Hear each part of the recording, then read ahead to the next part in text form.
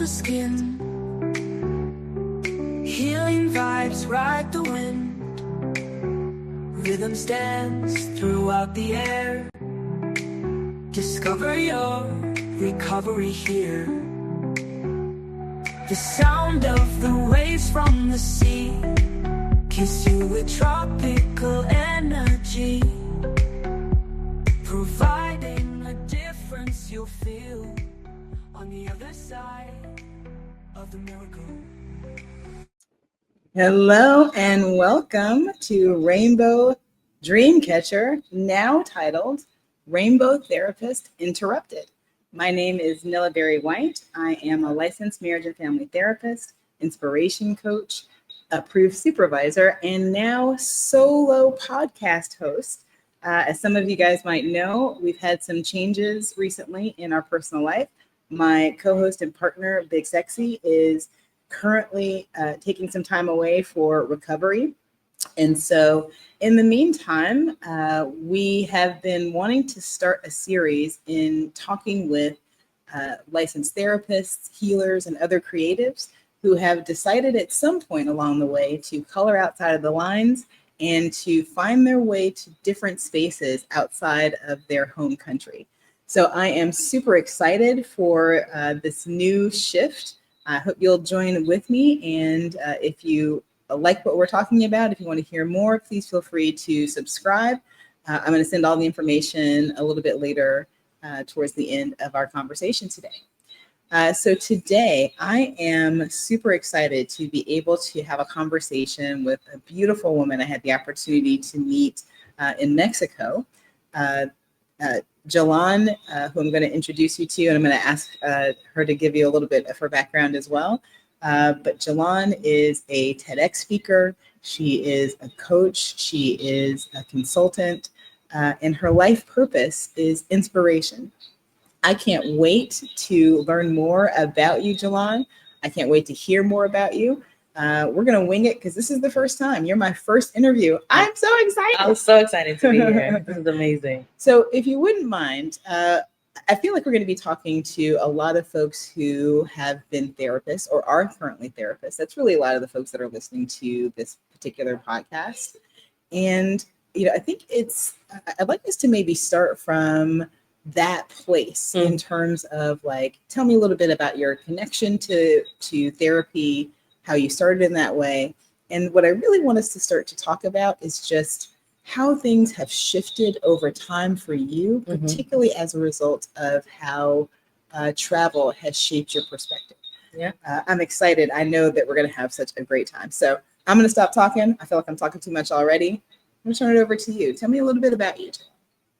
Hola todo. My name is Jelan. I'm a licensed clinical social worker and started off in the field about 20 years ago. And I kind of bumped into social work. It was actually, my mom is a social worker, and I pledged to myself I would never be one.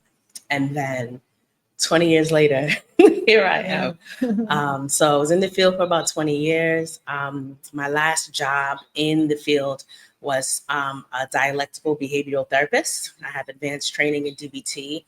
And I've worked in inpatient, outpatient, intensive outpatient, in schools, in residential treatment programs, in alternatives, you name it, I've done it. In-home therapy, outpatient therapy. I had my own private practice for about 5 years. So I have a lot of just information in my head, a lot that I've learned in the field, and a lot of kind of insight around human behavior. Human behavior and the human brain are fascinating to me. And that's kind of what led me to get into the work and just have a good time in all of the roles that I was in the work. Okay. So, Jelan, it's really interesting to me because I see your passion. I see how engaged. I hear so much experience and wisdom. And yet, when we talked about the introduction, that was not one that you mentioned. Right. So I'm curious about, having been in the field for such a long time, having had so many diverse experiences, having such extensive training, and really, in order to have that, you have to be a very engaged and passionate person. Yeah. Talk to me about that part of your identity? Because like, I don't know, it didn't seem like that was what stepped forward when we first sat down to talk. That's a really great question. I think that social work was a huge part of my identity for a lot of my life. I think one of the reasons why I shifted out, which we'll get into more later, is that your licensure goes state by state. So if I wanted to continue to practice, I would have to stay in Connecticut and my clients would have to be in Connecticut. And I was ready to see the world. So at one point in my journey, social work became a hindrance to my own expansion. And once that happened, one thing about me, anything that's a hindrance, baby, it gotta go. Yeah. So I still have the same passion and the same purpose, but I just shifted to what the impact looks like. And it took me a lot of work to figure out what it looked like. And I'm still figuring that out. But that is the main reason why I pivoted out of social work, out of being a therapist. Yeah. Okay. You know, there's this place, and I'm going to try to describe it because I want to maybe get your understanding of how you experience this place. But it's that space where, and I think often the desire to travel is what sparks this. This idea that there was this life that I had that was very, very full. And then suddenly there's something I want to bring into that life. And now this life feels like constraints. It feels like limitations. Right. And I'm kind of curious as to how that entered your life. You know, what prompted that experience for you? Again, having had such a deep career, talk to me a little bit about just what that spark was. If you have some thoughts about that. To be all the way real, the spark was my private practice in 2020 burnt me out. Anybody who was a therapist in 2020, I had nurses on my caseload, doctors on my caseload, people in the field. I mean, it was trauma on trauma on trauma. And at that time, I had to give up my office. So now I'm in my house, just kind of with trauma swirling around me all the time. And my mental health was in a really, really bad place. And also my substance abuse. I had an alcohol addiction. And there will be studies about people in the helping field and substance abuse in 2020. 100%. They're going to listen. It's a thing. Even before 2020. Yeah, absolutely. Real talk. Absolutely. Right? But especially. Yeah. So all of that exacerbated. And I actually ended up in the ICU January 2021. I remember being there, and I remember the nurses kind of being like, what are you doing? Like, you're young. What are you doing here? And that was a time I really had to make a decision about what I want my life to look like. And that was the catalyst for me to figure out how else I can be impactful. But it was time for a new role in that impact. And so that's what shifted things for me. Yeah. Okay. So health was the spark. Yeah. Talk to me a little bit about how travel became a part of that conversation. Yeah, I from the time I was a kid, I always wanted to travel. I'm just very curious by nature. And I don't like reading is fine, and looking through somebody else's lens is fine. But I'm someone who just likes to go and like people watch and try food and see things and smells and all of those things. So I think after I had left the hospital, I kind of shifted what I was doing in my business. And then I started solo traveling. I started off with a trip to an hour away from my house. And then I went to South Carolina, which is a couple more hours. And then it just kept expanding. And I took one trip to Playa del Carmen in 2023, January of 2023. And I met a lot of Americans who lived here. And I'm like, hold on now. What y'all got going on over here? And that's when the true spark came of like, I remember I was hanging out with somebody and she said to me, you know, you can have access to this life too, right? Because that never crossed my mind. And when she said that, something within me opened wide. It opened wide. And I said, we're going to make this shake. And that year I was living here. I'm going to come back to that because something that you said really, I want to definitely dig deep into. One, I think it's really important for folks to understand that everything that happens in the world first starts in somebody's imagination, right? And it was the idea that you spoke when you said it hadn't even occurred to me that this was something that was accessible, possible, right? Yeah. How do you think you, as you look back, right? How do you think that spark opened for you? How do you think, why do you think it took these series of steps for that spark to open for you? Yeah. Right? Because like, I don't know, I think when I look back, I sometimes think like, oh, like I probably should have figured this out earlier or something like that, right? Right. Obviously I couldn't, but I'm just curious, particularly for you as you look back, Yeah. right? Talk to me about the things that really help to move you towards that kind of opening. Yeah, I think I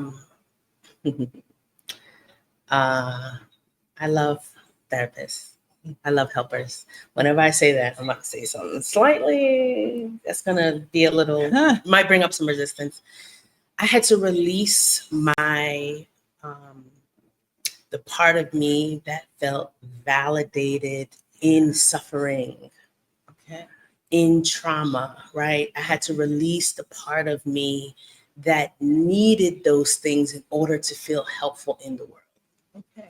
And so when I ended up in the ICU, that's when I had this revelation of I still want to be impactful, but what does this look like? So there's this identity shift that had to happen. Yeah. Because I know a lot of time as helpers, our whole identity is helping. Yeah. And I had to create an identity outside of helping in order to even have the imagination to think of anything outside of that. So that's the biggest thing is I was a helper as an identity. Yeah. Now I'm a human who happens to help people occasionally.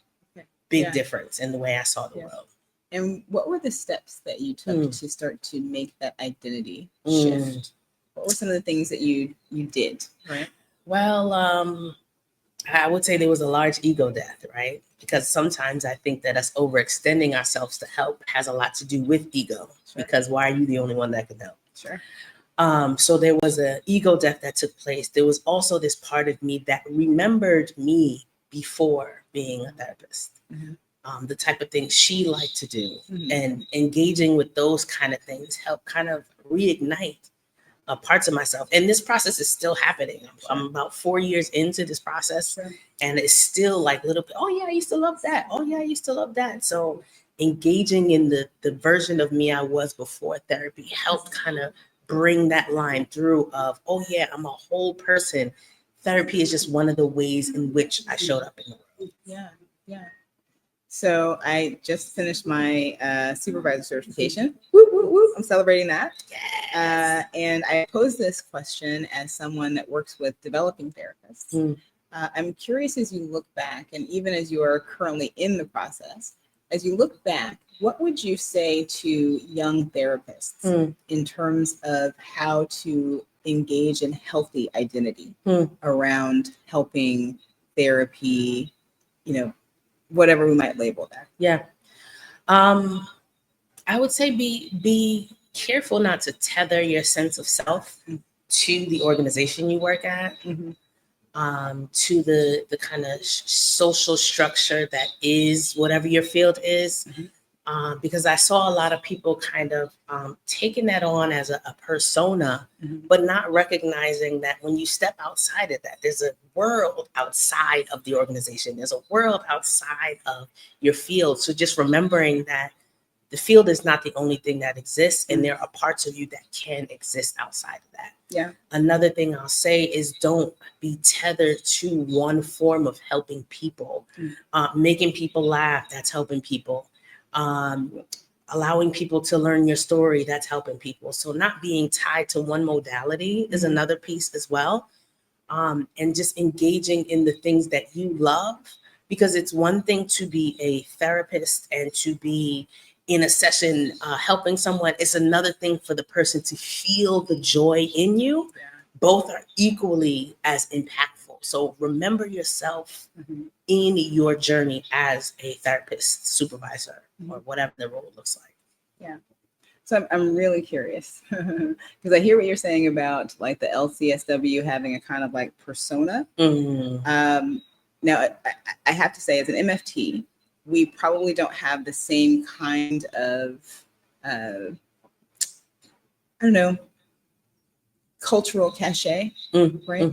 There's a kind of cultural understanding of social work that is just within the fabric, right? Like I remember even as a kid, I would watch like Law and Order. You'd always be like, oh, well, there's a social worker. Right? Yes, it's always a social worker. Right. So, there's these kinds of associations that happen around like social work, what that means, what that looks like.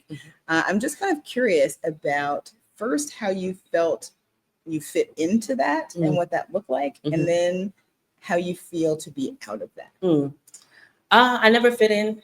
I'm the social worker. I'm the clinician who would, it was one program I was working in with teenagers. So you might walk by the group room and we're dancing. Yeah. We're singing. We're having a good time. We're talking trash because culturally understanding that clinical is helpful. And I've been in a lot of spaces where there was a high value put on what is clinical and low value put on what is cultural. Sure. And I was the one who I feel like stepped in that gap, which then made me kind of stand out in the field a little bit. So, I fit in as well as I could, but I was always doing my own thing. There was always going to be some spiritual aspect I'm bringing in, some cultural aspect I'm bringing in, some kind of music. There was always other things that came in. So did I fit in? Probably not. I asked a lot of questions. When I left my last job, I'm smiling because I love this about myself. I submitted a 5-page exit interview letter in APA format about the socioeconomic and racial discrimination I had witnessed and send it all the way to the president of the hospital, which is statewide. Because I saw a lot of things and I heard a lot of things, and a lot of people read books and think that makes them able to work with a lot of people. Right. And it's the exact opposite. So there's a lot of things that I saw that said, okay, but to answer your question about being outside of it, I'm gonna use that thing for leverage. Yeah. LCSW on everything, because you need to understand, the expertise that I'm coming with. So I leverage the credential, but I don't necessarily consider myself a social worker anymore. Right. And I mean, I got to tell you over and over again, the number of clinicians, I remember in grad school, there were 3 African-American women in my class. And of course we had a cultural competency class. Right. And in that cultural competency class, the instructor actually looked all 3 of us who were from 3 different parts of the country, 3 different generations and 3 different spaces, who said, what you are saying about how Black families function is not reflective of my experience. That's what the research says. And I've heard that. So that's what the research said. I went to this school, so I know what I'm talking about. I'm sorry, what? So yeah, no, that's one of those spaces that I think for me was very deliberate. That when I was, for me, I was always going to be in private practice. I was never going to want to be working for any of these organizations. Yeah. Or in the most limited ways possible, because I just understood that was not going to be a space in which I was going to thrive. Yeah. I want to add this too, because what you're saying is really important. While you're in it, get all the training, get all the certifications, get all that advanced dialectical behavioral therapy, get all of those things, because you paid for it. Right. You've invested years in it. Right. Get everything you can. Make your organization pay for all the things they can, and then go do your own thing. Because that's another thing too, is we understand the implications of what it is, especially culturally, and we can still leverage what we learned in that space. I feel like I needed to say that. Yeah, absolutely. So now I'm really curious about the shift. I'm really curious about what kind of work this has now opened for you, what kind of work you're now doing, how these transitions have helped you to get to that space. And you can choose any of those 15 questions and start with wherever. I think the first thing, I'm a journaler, so I did a lot of writing around impact. And the first step out of therapy and out of private practice was if I can have an impact one-on-one, then I can have impact 1 to 100. Yeah. So that's when I started doing my workshops, my trainings, and my speaking. Because that same hour, if there's 100 people in the room, now you're talking about compounding impact. And I just made that phrase up just now. Compacting impact. I love it. Compounding impact. I'm gonna steal it. It's really. I'm taking it. I'm gonna use it. Everything you're saying is so wonderful. I'm taking so much. I just want you to understand. It gives you a visual, and it also helped to curb some of my guilt, right? Because there is guilt. Because let me tell you something. I love every single client I work with. I still have conversations with some of my clients. I get baby pictures. I get, all the things. That's my people. If y'all watching this, I still love y'all. Yeah. So there was a lot of guilt that came up, and I started reframing my journey as impact. So I got into doing dialectical behavioral therapy has a module, which is mindfulness. So I started taking mindfulness training, and then I started doing mindfulness training for organizations. So I still get to work with different people, sometimes groups of therapists, but also I'm going to go do one at a college in a couple weeks. So being able to teach the skills that I learned as a therapist that I'd be doing one-on-one with groups of people really helped me to be able to shift and still leverage the expertise that I had.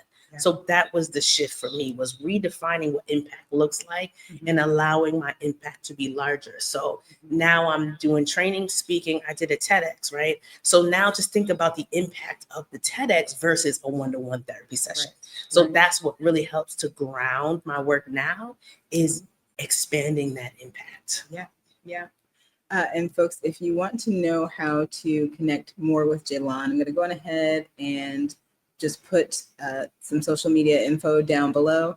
I don't know exactly what you're supposed to call that, but I'm going to put it down there. You're also going to have the website because, one, I think you're saying some things that therapists and creatives and healers really need to hear. Yeah. I think these are conversations that are important conversations. I think I'm a Gestalt therapist, right? So I kind of think of how things grow in relation to the environment. Yeah. And so I'm always really interested in what sparks these different kinds of changes in the way that we grow. Yeah. And these different openings and areas. Super important for me that we have a flexibility that a lot of careers don't offer. Correct. So that even though we have this, in some ways limitations, right? Like, I'm only working with interns in Nevada, right? I appreciate everybody all across the country who has sent me requests. I can only work with interns in Nevada, right? Yeah. But that's a limitation, right? And yet I can also, for my state, I can work remotely. I can work in other states. I can work in other countries, as long as my clients are, situated in Nevada. So it's interesting, the different kind of spaces that we can walk through. Corporate trainings, speaking engagements, and coaching as well. And coaching, coaching has less limitation. Yeah. So I found myself in that space a little bit as a business coach, but more now in the life coach space, coaching leaders around kind of expanding into who they are, expanding into their purpose. Yeah. And that's been amazing work. So I still get to help people change, but it's not centered on their trauma. It's centered on their growth and expansion in their career. And that still feels really, really fulfilling. Yeah. You mentioned the idea of guilt when we were talking earlier. Is this a space? Because I know I talk to a lot of folks that are interested in doing coaching. They may kind of like, oh, maybe I could do coaching, or even more so, folks who are kind of like in condemnation of coaches, right? Like you're not really helping anybody. Right.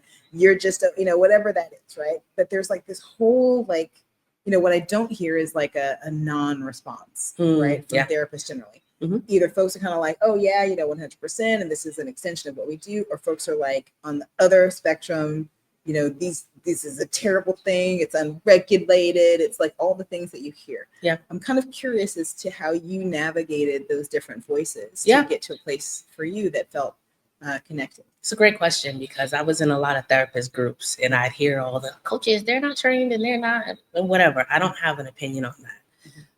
But what I do know is that I hired a coach, and she helped me expand my mind and my business in ways that I would not have been able to without her. So there is a need, and there is a space for coaching. And one thing I'll say too is, like, if you are leaving the social work world, I feel like, or just the mental health world in general, I feel like there's an unspoken vow of poverty Like that a lot of therapists and clinicians take. Can we say that again, It's please? unspoken vow of poverty. Like everybody's like, I know I'm not going to make a lot. I just want to have an impact. You cannot run a business like that. And I learned that very quickly because it's one thing for my clients to be able to build their insurance and they're not paying me out of pocket. Mhm. It's a very different thing for me to say, you have to pay me this up front. So 100%. all of the skills that I learned as a social worker, I had no business skills. I had no money skills. I had no skills with engaging clients. I had no skills with contracts. So all of those things a coach taught me. Yeah. So there is value in what coaches do. And I don't want anybody to change their mind about anything. But what I will say is if you are open to it, there are beautiful ways that you can still be helpful as a coach and then have much more physical freedom around where you can be, what you can do, and that kind of thing. So it is unregulated, which can be dangerous. But I've met a lot of dangerous clinical social workers and licensed LMFTs and LECs. So there's danger everywhere because once you get into those positions of power, it doesn't matter what your credential is; it matters who you are. So that's what I'll say about that. Sure. Yeah, absolutely. Yeah, it's, I find that in spite of our reputation for being very open and non-judgmental, that therapists have strong opinions about a lot of stuff that's maybe none of their business. Okay, a lot of strong opinions, and I had to leave some of them groups because I'm like, I don't agree, and I also. It's like you get into these little silos where everything feels so important, and then you leave and you're like, nobody even knows that world exists. Right. Yeah. I mean, I really do think that there is just so many different paths and opportunities that folks just don't understand that they have, the option to do. Mm-hmm. But I also think that part of that, and again, this is the Gestalt in me, right, is that folks have to go through that identity shift, right? Like, even if I have the idea, and I will tell you, folks all over the world guaranteed have conversations that say, we should move to so-and-so. Why don't we go to so-and-so? Yeah. Why don't we leave, or even just why don't we leave here, right? But there's not an identity shift, right? Yes. I can't take who I am right now and be in that new place. Yeah. I got to take a new me to that new place, right? And I think that that's part of the challenge that I'm kind of hoping to help therapists, healers, other creators to start to expand on, right? Like when you have those thoughts, when you have those, I guess what I would call like organizing imaginations, right? Like for me, it's pole dance, right? I had an organizing imagination that said, I imagine I can do that. And that imagination then organizes my world in a way that allows me to then go be able to do that. Right? I love it. It's a magic thing that we do, right? But it requires a shift in identity. And I think particularly for folks that want to travel or that want to shift their career in some way, the private practice shift is one that folks often struggle with. That identity, how to walk through that, right? What are those spaces that I have to lose? What do I gain? How do I grieve, right? How do I celebrate? So I'm going to be offering that as a glimpse of a mini course. It will be here at the website. I don't know when it's going to be there, y'all. You understand. Sometimes it'll be up there on time and sometimes it won't, but it will definitely be up there at couragetoblossom.com. You'll see a little icon that says coming soon. And when it's ready, you can find that information there. So I wanted to do this little tradition thing. Okay. I'm not prepared for it. Okay. But I'm going to ask you, because you are going to be the start of this tradition. Okay. And I'm going to just say it. There is a certain podcast that is a very well-known podcast that I really loved that started a tradition of having each guest write a question for the next guest. Interesting. And so I am not going to have a question for you today because you are my first guest.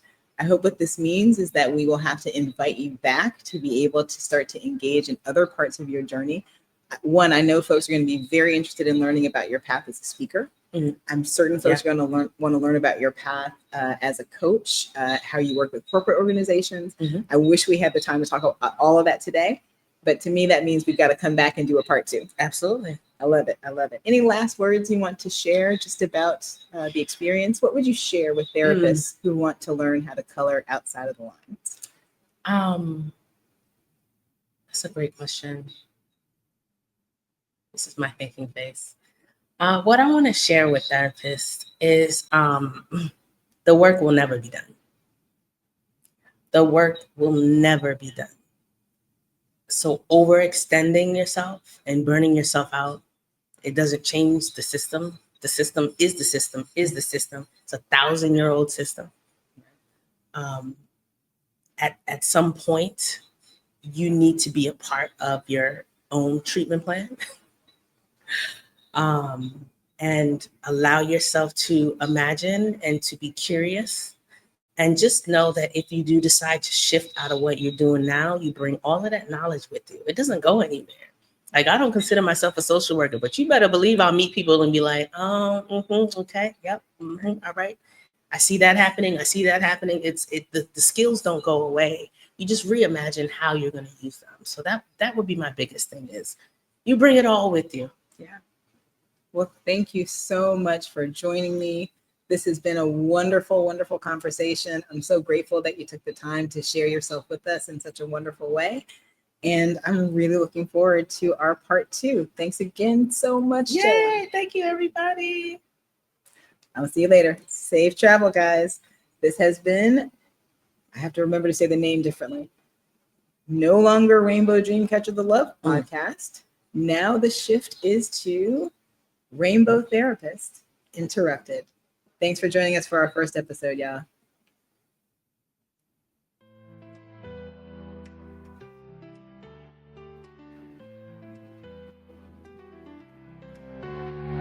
Sun rays caress the skin,